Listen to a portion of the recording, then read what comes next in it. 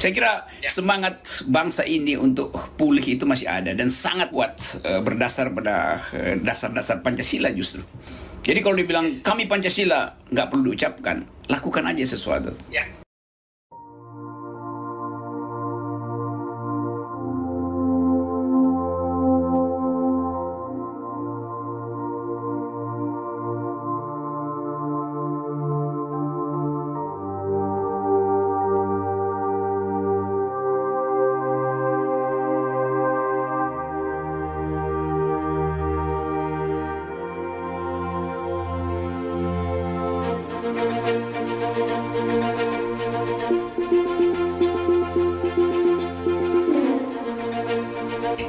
Ya, kita lupakan sementara pemerintah supaya kita bisa fokus pada aktivitas publik.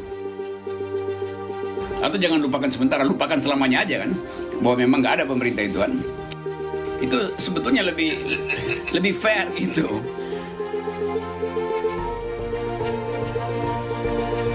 Dan saya mengusulkan agar supaya ada semacam kampanye baru untuk membackup penanganan pandemi ini. Tapi nggak usah kita sebut sebagai solidaritas dengan segala macam, karena banyak istilah juga yang nanti dianggap pencitraan baru. Tidak, kita lakukan aja perlahan-lahan. Nggak perlu publikasi sebetulnya. Tapi siapapun yang melihat bahwa di sekitarnya ada sesuatu yang bisa disumbangkan, entah itu ranjang bekas atau apa aja itu, karena nanti akan terbentuk satu komunitas yang mengolah itu secara mandiri, bukan ke rumah sakit, tapi mungkin ke balai desa. Nanti ada balai desa yang diubah jadi tempat sementara penampungan. Tapi lebih dari itu, kita mesti lakukan pendampingan pada masyarakat, karena masyarakat makin lama nggak percaya bahwa COVID ini bisa diselesaikan oleh pemerintah. Jadi satu upaya ya dekati secara perlahan-lahan, beritahu bahwa pakai masker aja, kalau belum punya penyakit mending pakai masker tuh. Dan sekedar menekankan pentingnya masker itu pemerintah nggak sanggup. Saya tahu itu karena setiap kali saya jalan ke pinggir-pinggir desa itu, orang tidak menganggap bahwa masker itu ada gunanya. Ada yang pakai masker udah 4 hari nggak diganti-ganti itu, karena memang kebetulan mungkin kasusnya belum ada atau mungkin belum sampai di situ testingnya tuh. Yang lebih penting adalah penyadaran terhadap rakyat. Karena kasus-kasus macam ini masih akan bertumbuh lebih gawat lagi. Dan tiba-tiba rakyat bingung. Masih banyak di desa-desa. Di sekitar Jakarta aja itu 40 km dari sini, daerah Jawa Barat, Sentul, segala macam itu tetap terjadi kerumunan. Dan itu nggak sampai di situ informasi tentang COVID, bayangkan.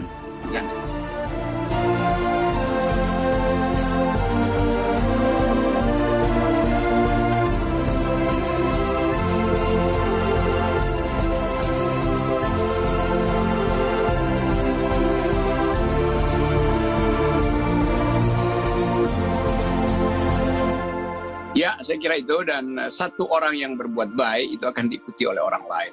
Satu orang yang berdisiplin akan diikuti oleh orang lain. Jadi contoh dari kita sebagai tetangga atau sahabat itu yang lebih penting daripada mendengarkan ancaman-ancaman dari istana.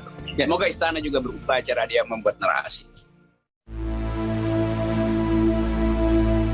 Iya, banyak inisiatif masyarakat sekarang bikin tabung oksigen darurat, diajarkan.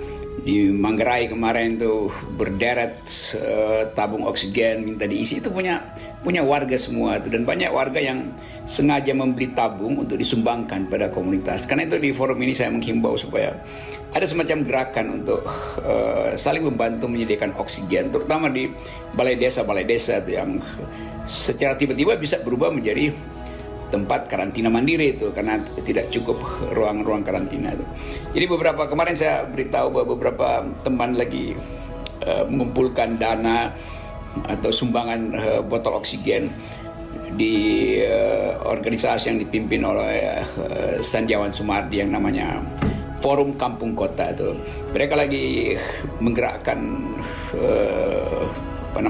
Aku Kita Bisa itu platform untuk sukarelawan mengumpulkan dana dalam bentuk uang atau barang. Mestinya itu juga berlaku di tempat-tempat yang lain tuh. Jadi kita anggap aja bahwa ada kesempatan untuk berbuat baik justru dalam keadaan pemerintah tidak mampu untuk merawat kesehatan bangsa ini. Itu yang maksimal bisa kita katakan tuh.